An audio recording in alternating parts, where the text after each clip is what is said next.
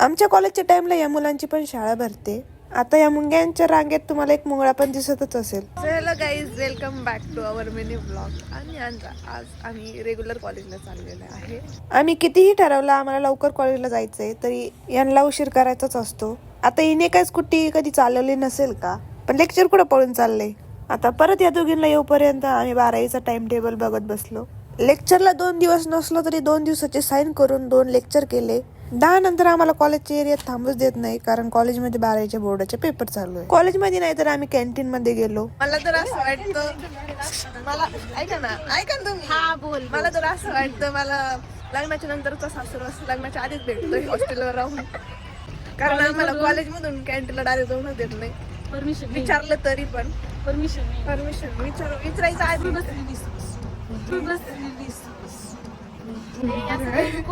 तिथं गेल्यावर या सगळ्यांचं चालू होतं कॉलेजमधल्या नेक्स्ट ऍक्टिव्हिटीचं ग्रुप डिस्कशन, ज्यातून मी अंक काढून घेतलेलं आहे.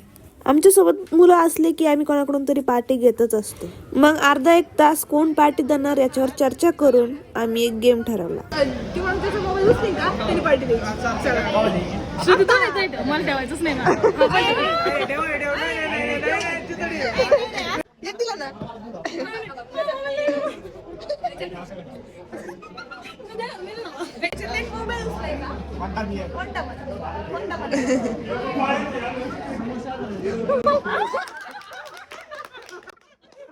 आता हिच्याकडून आम्हाला पार्टी होती. पार्टीमध्ये आम्ही सगळ्यांनी वडापावचा ऑर्डर केला. आता बिल कितीही झाला असली तरी पे करायचंच होतं. बिल पे केलं आणि आम्ही रिटर्न हॉस्टेलवर आलो. काही असू नसू सुट्टी असू नसू या मॅडम घरून आल्या नाही तुला घरी जायचा प्लॅन पण झाला. काय नाही, नमस्कार. Like, follow, subscribe. घरी जायची वेळ झाली तरी यांचं डिस्कशन काय संपलेलं नाहीये. शेवटी यांना परत गाडीवरून उतरून हॉस्टेलवर बोलून घेतलं. माझं एवढंच म्हणणं आहे की विकसित फक्त तुम्ही तेच बघू नका. डिस्कशन झालं.